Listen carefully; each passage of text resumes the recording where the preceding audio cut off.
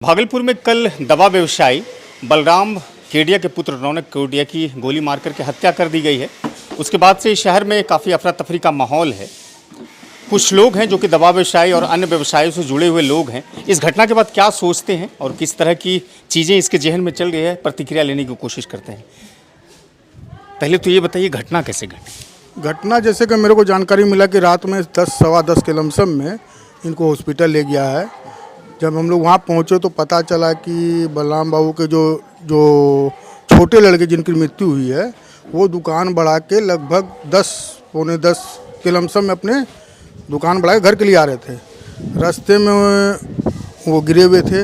उनके पिताजी उनके जस्ट 5 मिनट बाद आए, देखे किनका लड़का, भाई टॉर्च जला के देखे तो उनको लगा कि ये तो मेरा ही लड़का है। फिर उन्होंने उठा के तुरंत हॉस्पिटल के ले गए। काफ़ी 2-3 हॉस्पिटल गए जहाँ पर कोई फैसिलिटी नहीं मिला। लास्ट में 0 माइल हॉस्पिटल में गए, वहाँ पे ट्रीटमेंट हुआ लेकिन वहाँ पर नहीं बचा सके। कितनी गोली लगी थी? गोली कितनी लगी है ये तो अभी हम नहीं बता पाएंगे, लेकिन गोली लगी है। दुकान पर क्या रौनक केडिया बैठा हुआ था? हाँ, रौनक केडिया और उनका बड़ा भाई है हनु केडिया, दोनों बैठते थे। दुकान को बढ़ा करके घर आ? हाँ, बस रोज़ का नियम जो होता है दुकान बढ़ा के घर आना, बस वही। आप लोग ने कभी कोई चर्चा सुनी कि कभी कोई आपसी रंजिश रहा है, किसी तरह का कोई दुश्मन? वो लड़का उस टाइप का था ही नहीं। 2 भाई है, दोनों भाई में उस टाइप का आज तक कोई घटना ही नहीं सुनने को आया कि किसी झंझट हुआ या कोई दोस्ती यारी या कोई प्रेम प्रसंग, कोई मामला नहीं है। उसका काम था सीधा दुकान से घर और घर से दुकान आना। पौने 10 बजे रात में गोली चल जाती है इस तरह की। आप लोग व्यवसायी वर्ग से जुड़े हुए हैं। जैसे ही व्यवसायी वर्ग में ये आया सामने में, ये विषय जैसे ही आया तो हम लोग चिंतित हैं और तत्काल हम लोग अभी 1 बजे चैम्बर ऑफ कॉमर्स में एक मीटिंग किए हैं और 5:30 बजे पुनः एक मीटिंग जो है शहर के विभिन्न व्यावसायिक संगठन और सामाजिक संगठनों के साथ में किया जाएगा, जिसके अंदर में इस निर्मम हत्या के विरोध में जो निर्णय होगा वो हम लोग करेंगे।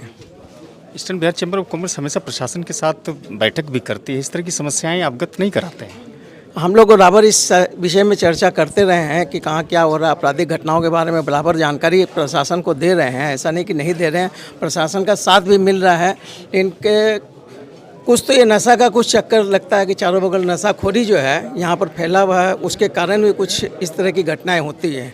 हम लोग का अनुमान इस तरह का ये भी जाता है कि नशाखोरी के कारण भी ये होता है। दवा पट्टी विशेष तौर पर छोटी छोटी गलियों में कोरेक्स, ड्रग्स वगैरह सब काफ़ी मात्रा में यहाँ पर चल रही है, जिसके ऊपर में प्रशासन का कोई ध्यान नहीं है। इसके बारे में हम लोग प्रशासन को काफ़ी समय तक इस बारे में अवगत कराया है। जी, क्या कहेंगे घटना पर? देखिए, घटना तो बहुत निंदनीय है और हम व्यापारी लोग बहुत चिंतित है अपनी सुरक्षा को लेकर, क्योंकि शहर का ये मुख्य बाज़ार है और 9:30 बजे मतलब आप कह सकते हैं कि वो रात भी नहीं थी, दिन ही बोल सकते हैं। और ये दवाई पट्टी हमेशा चहल पहल रहती है और इस दौरान किसी की हत्या हो जाना, ये एक प्रशासन पे क्वेश्चन मार्क तो बिल्कुल है ही। पहले दिन देख रहे हैं कि केवल मेडिकल व्यवसायी यानी दवा व्यवसायी ही बंद रखे हैं। क्या आप लोग नेक्स्ट मतलब आने वाले समय में इसको पूरा बंद कराएंगे? ये एक्चुअली मेडिकल व्यवसायी से बिलोंग करते थे, तो इसका आक्रोश मेडिकल व्यवसायियों में है और इसका आक्रोश व्यापारियों में भी है। इसी के लिए हम लोगों ने एक सर्वदलीय बैठक आज शाम को चैम्बर में कार्यालय में रखी है। और व्यवसायी की सुरक्षा के लिए क्या कदम? सुरक्षा के लिए हम लोगों ने प्रशासन से आज हमारी मंत्रिमंडल की एक बैठक मिलेगी 4 बजे से एसपी साहब से, और उनसे ये अनुरोध रहेगा या उन पर दबाव रहेगा कि आप अपनी गश्तियाँ जो है लोकल गलियों में बढ़ाएं और जगह जगह चौकी और पोस्ट और जो लाइट्स लगी हुई हैं केवल ट्रैफिक चालान काटने में नहीं बल्कि अपराधियों को ढूंढने में और पकड़ने में भी अपना एफर्ट लगा। देखिए, जो अपराध जो हो गया वो तो हो गया और जिनको करना है वो कर लेंगे। ये भी मुमकिन है कि हर एक के पीछे पुलिस नहीं लग सकती, लेकिन पुलिस ऐसी पुख्ती व्यवस्था करे कि उसको उस क्राइम को करने के पहले ये सोचना पड़े कि कहीं हम पकड़ा ना जाए, हम कहीं फंस नहीं जाए। तो ऐसी व्यवस्था भी रहेगी तो मुझे लगता है कि क्राइम में वृद्धि आएगी और हम व्यापारी सुकून से व्यापार कर सकेंगे। धन्यवाद। अच्छा, कितने दिनों से दवा व्यवसाय में जुड़े हुए थे? खानदानी बिजनेस है। खानदानी। आप भी कारोबारी हैं? हाँ, करीब 50 वर्ष से ज़्यादा के ज़्यादा 50 वर्ष से अधिक? ज़्यादा। हाँ, आप यहीं के रहने वाले हैं? नहीं, हम मुजफ्फरपुर के हैं, हम उनके संबंधी। अच्छा, ये बताइए कि इस घटना के बाद से आप लोग चूँकि व्यवसायी हैं और अलग अलग कारोबार करते हैं, अभी इस घटना के बाद से क्या लग रहा है आप लोग? देखिए, क्या लगेगा, ये भागलपुर की दुर्भाग्य है कि यहाँ की प्रशासन केयर नहीं कर रहे हैं और विगत आए हुए घटना ऐसा होते ही रहते हैं। इस पर प्रशासन महोदय को कम से कम संज्ञान लेना चाहिए कि कम से कम इस केस से कम इसका उजागर होना चाहिए। और मैं क्या बोल अभी सकता तक कुछ पता चल पाया है? कुछ नहीं पता चल पाया बॉस, कोई शक सुबह कहीं पर? कहीं कोई शक शुबा नहीं है।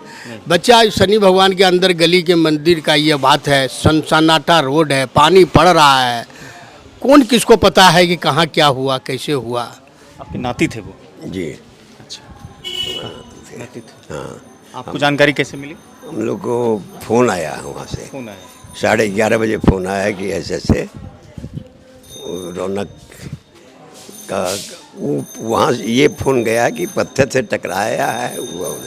लेकिन बाद में हमारा एक लड़का प्रभात खबर में है, अखबार में? हाँ, पूरे बिहार और झारखंड का है, हेड वही है। तो आपको दामाद ने आपकी सूचना इसकी दी थी? दामाद ने नहीं दी, उनके साड़ू ने दी। सड़ू ने दी? हाँ, उनके साड़ू ने दी। अच्छा, आप लोग क्या चाहते हैं इस घटना के बाद? घटना दोषी पकड़ाया जाए, उसको फांसी की सज़ा दी जाए, यही चाहते हैं हम लोग। प्रशासन का रवैया ठीक ठाक है अभी तक? अभी तक लोग आए हैं, प्रशासन कार्रवाई करे तब ना। मिलीजुली प्रतिक्रिया थी जो रौनक केडिया की हत्या हुई। कुछ व्यवसायी थे और उसके रिश्तेदार भी थे, जैसा कि कह रहे हैं कि नाना जी मुजफ्फरपुर के रहने वाले हैं। आप इस घटना के बाद से व्यवसायिक वर्गों में कहीं ना कहीं डर का एक माहौल है कि महज 9:45 बजे रात्रि में जिस तरह से गोली मार करके रौनक केडिया की हत्या हुई है, इस पर कुछ सवाल भी खड़े होते हैं और वो सवाल विधि व्यवस्था पर खड़ा होता है। वीडियो अच्छी लगी हो तो साझा कीजिएगा, चैनल को भी सब्सक्राइब कीजिएगा। फेसबुक पर अगर देखते हैं तो अधिक से अधिक साझा कीजिएगा। शुक्रिया।